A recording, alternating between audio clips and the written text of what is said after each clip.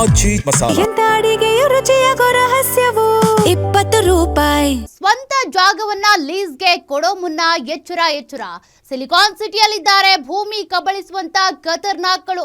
ಇದು ಗ್ಯಾರಂಟಿ ನ್ಯೂಸ್ನ ಮತ್ತೊಂದು exclusive story.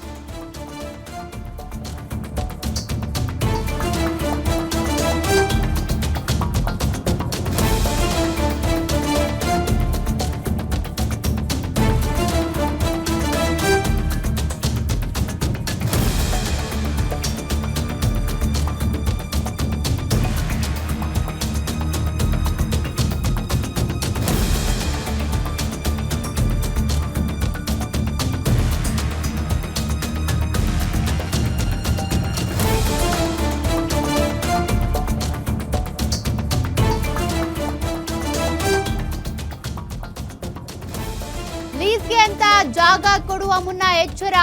ಸಮಾಜಮುಖಿ ಕೆಲಸಕ್ಕೆ ಅಂತ ಲೀಸ್ಗೆ ಕೊಟ್ಟ ಭೂಮಿ ನುಂಗೋದಕ್ಕೆ ಹುನ್ನಾರವನ್ನ ಏರ್ಪಡಿಸಿದ್ರು. ಲೀಸ್ ಮುಗಿದ ಮೇಲೆ ವಾಪಸ್ ಕೊಡಿ ಅಂದ್ರೆ ಗೂಂಡಾಗಿರಿ ಕೂಡ ಮಾಡಿದ್ದಾರೆ.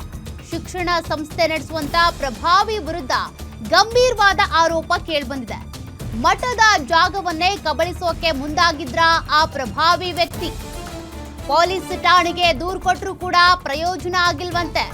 ನಮ್ ಜಾಗ ಬಿಟ್ಟು ಕೊಡಿ ಅಂತ ಮನವಿ ಮಾಡಿರುವಂತ ಮಠದ ಸ್ವಾಮೀಜಿ. ಆದ್ರೆ ಕಂಪ್ಲೇಂಟ್ ಕೊಟ್ಟರು ಯೂಸ್ ಆಗಿಲ್ಲ. ಅದರ ಜೊತೆಗೆ ಬೆದರಿಕೆಯನ್ನು ಕೂಡ ಹಾಕಿದ್ದಾರಂತೆ. ಜಾಗ ಲೀಸಿಗೆ ಕೊಟ್ಟಿದ್ದು, ಲೀಸ್ದು ಅವಧಿ ಮುಗ್ದು ಹೋಗಿದೆ. ಹಂಗಿದ್ರು ಕೂಡ ಅವ್ರ ಜಾಗವನ್ನ ಅವರಿಗೆ ಬಿಟ್ಕೊಡ್ತಾ ಇಲ್ಲ.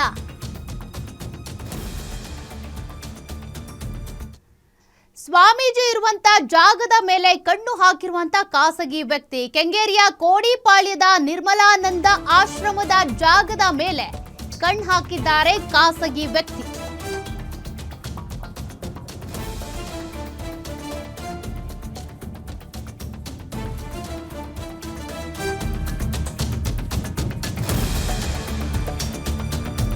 ಎರಡ್ 2019ರಲ್ಲಿ ಆಯುರ್ವೇದಿಕ್ ಕಾಲೇಜು ಆರಂಭಿಸುವುದಕ್ಕೆ ಕಟ್ಟಡವನ್ನ ನಿರ್ಮಿಸಲಾಗಿತ್ತು. ಸ್ವಾಮೀಜಿ ಬಳಿ ಕಟ್ಟಡ ಬಾಡಿಗೆ ನೀಡುವಂತೆ ಕಟ್ಟ ಬಾಲಾಜಿ ನಾಯ್ಡು ಮನವಿಯನ್ನ ಮಾಡಿಕೊಂಡಿದ್ರಂತೆ. ಡಿಗ್ರಿ ಕಾಲೇಜು ನಡೆಸ್ತೀವಿ, ಬಾಡಿಗೆ ಕೊಡಿ ಅಂತೇಳಿ ಮನವಿ ಮಾಡಿದ್ರಂತೆ. 5 ವರ್ಷ ಲೀಸಿಗೆ ಪಡೆದು ಡಿಗ್ರಿ ಮತ್ತು PU ಕಾಲೇಜು ನಡೆಸ್ತಾ ಇದ್ರು ಬಾಲಾಜಿ ನಾಯ್ಡು. 2024ರಲ್ಲಿ ಲೀಸ್ ಅವಧಿ ಮುಗಿತಾ ಇದ್ದಂತೆ ಉಲ್ಟಾ ಹೊಡೆದ್ಬಿಟ್ಟಿದ್ದಾರಂತೆ ಬಾಲಾಜಿ.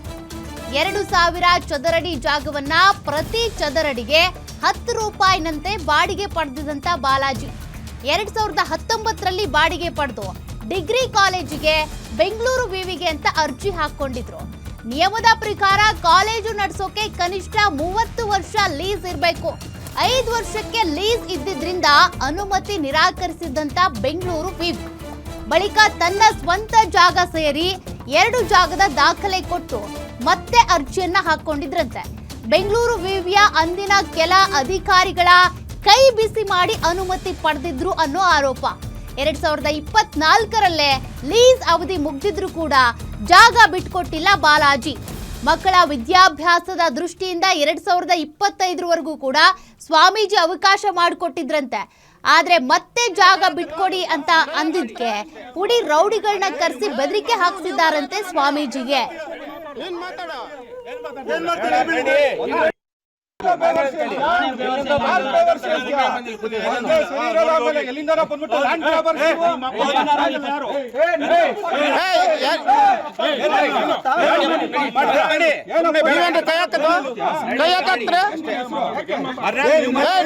ನೀವು ಮರ್ಯಾದೆ ಮಾತಾಡೋ ಏನ್ ಮಾತಾಡೋ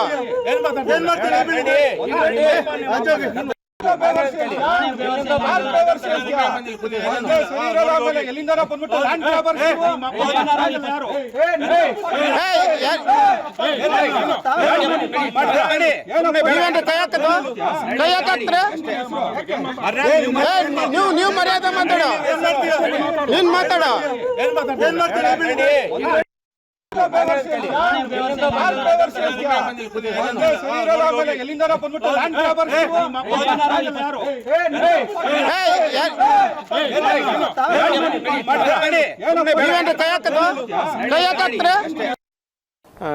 ಅಗ್ರಿಮೆಂಟ್ ಮಾಡಿಸ್ಕೋತಾರೆ 5 ವರ್ಷಕ್ಕೆ.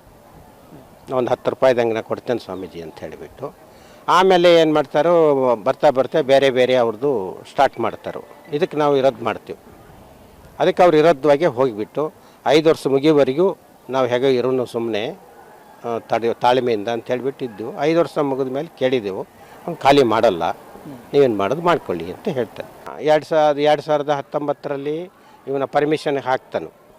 ಏನಂತ ಹಾಕ್ತಾನೋ 5 ವರ್ಷದ ಅಗ್ರಿಮೆಂಟ್ ಮೇಲೆ ಹಾಕ್ತಾನೋ ಅವ್ರು ವಜಾ ಮಾಡ್ತಾರೆ ಅವಾಗಿನ ಕುಲ ಸಚಿವರು.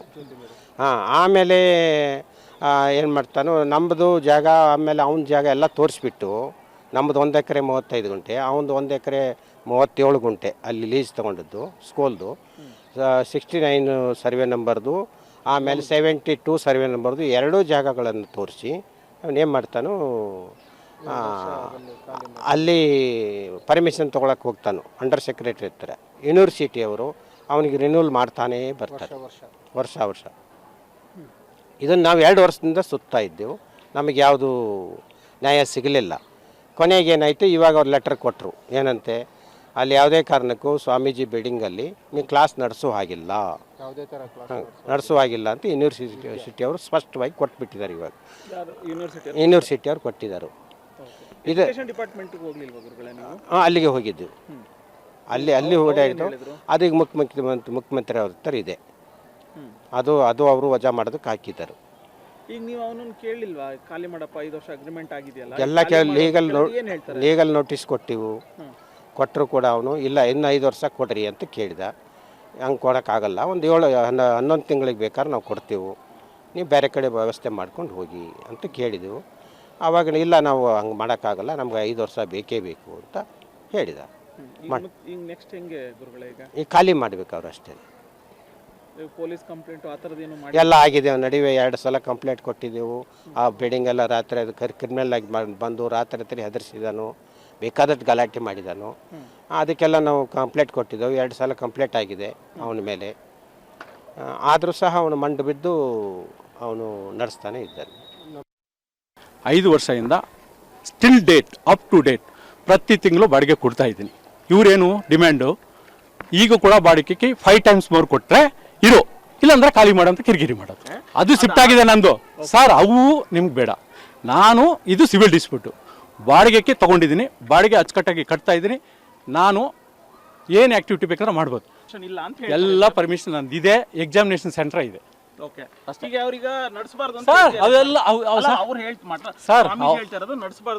ಸರ್ ನಾವು ಬಾಡಿಗೆಗೆ ಬಂದಿದ್ದೀವಿ, ಏಕಾಏಕಿ ಖಾಲಿ ಮಾಡೋಕ್ಕಾಗಲ್ಲ ಅಷ್ಟೇ. ಸರ್ 11 ತಿಂಗಳಿಗೆಲ್ಲ ಖಾಲಿ ಮಾಡೋಕ್ಕಾಗಲ್ಲ ಸರ್, ಆಗಲ್ಲ. ಸರ್ ಆಯಿತು, ಇದು ಸಿವಿಲ್ ಡಿಸ್ಪ್ಯೂಟ್ ಇದೆ, ಅವರೇ ಕೋರ್ಟ್ ನೋಟಿಸ್ ಕಳಿಸಿದ್ದಾರೆ, ಕೋರ್ಟಲ್ಲಿ ತೀರ್ಮಾನ ಆಗಲಿ, ಕಾನೂನಿಗೆ ಬದ್ಧವಾಗಿ ತೀರ್ಮಾನ ಏನು ಬರುತ್ತೋ ಅದು ಬದ್ಧವಾಗಿ ನಾನು ನಡ್ಕೊಂಡು 5 ವರ್ಷದಿಂದ still date up to date ಪ್ರತಿ ತಿಂಗಳು ಬಾಡಿಗೆ ಕೊಡ್ತಾ ಇದ್ದೀನಿ. ಇವರೇನು ಡಿಮ್ಯಾಂಡು, ಈಗ ಕೂಡ ಬಾಡಿಗೆಗೆ 5 ಟೈಮ್ಸ್ ಮೋರ್ ಕೊಟ್ಟರೆ ಇರೋ, ಇಲ್ಲಾಂದ್ರೆ ಖಾಲಿ ಮಾಡೋಂತ ಕಿರಿಕಿರಿ ಮಾಡೋದು. ಅದು ಶಿಫ್ಟ್ ಆಗಿದೆ ನಂದು. ಸರ್ ಅವು ನಿಮ್ಗೆ ಬೇಡ, ನಾನು ಇದು ಸಿವಿಲ್ ಡಿಸ್ಪ್ಯೂಟು, ಬಾಡಿಗೆಗೆ ತೊಗೊಂಡಿದ್ದೀನಿ, ಬಾಡಿಗೆ ಅಚ್ಚುಕಟ್ಟಾಗಿ ಕಟ್ತಾ ಇದ್ದೀನಿ, ನಾನು ಏನು ಆ್ಯಕ್ಟಿವಿಟಿ ಬೇಕಾದ್ರೆ ಮಾಡ್ಬೋದು. ಎಲ್ಲ ಪರ್ಮಿಷನ್ ನಂದಿದೆ, ಎಕ್ಸಾಮಿನೇಷನ್ ಸೆಂಟರ್ ಇದೆ.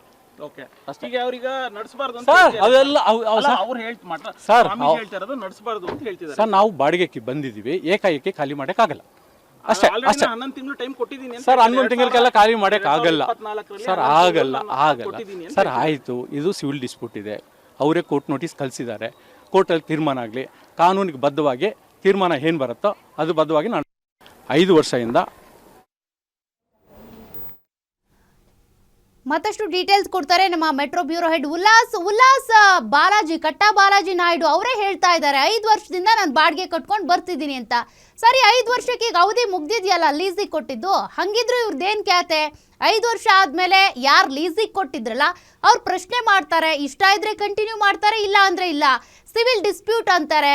ಮತ್ತೊಂದು ಕಡೆ ಕಾನೂನು ಪ್ರಕಾರ ಏನು ನಿರ್ಧಾರ ಬರುತ್ತೋ ಅದಕ್ಕೆ ನಾನು ಬದ್ಧ ಅಂತಾರೆ. ಲೀಸ್ ಮುಗಿದ್ಮೇಲೆ ಅವ್ರ ಜಮೀನು ಅವ್ರ ಜಾಗ ಅವ್ರಿಗೆ ಕೊಡೋಕ್ಕೇನು ಏನು ಸಮಸ್ಯೆ ಅಂತ? ಸೌಖ್ಯ ಕೆಂಗೇರಿ ಬಳಿ ಇರುವಂತಹ ಕೊಡಿಗೆಪಾಳ್ಯದಲ್ಲಿ ಶ್ರೀ ನಿರ್ಮಲಾನಂದ ಟ್ರಸ್ಟ್ ಅನ್ನುವಂತಹ ಒಂದು ಟ್ರಸ್ಟ್ಗೆ ಸುಮಾರು 1 ಎಕರೆ 37 ಗುಂಟೆ ಜಮೀನು ಇರುತ್ತೆ. ಅದನ್ನು ನಿರ್ಮಲಾನಂದಪುರಿ ಅನ್ನುವಂಥ ಒಂದು ಸ್ವಾಮೀಜಿ ಕಳೆದ 25 ವರ್ಷಗಳಿಂದ ಅಲ್ಲಿ ಸಣ್ಣ ಮಠವನ್ನು ಕಟ್ಟಿಕೊಂಡು ಧರ್ಮ ಪ್ರಚಾರವನ್ನು ಮಾಡ್ತಿರ್ತಾರೆ.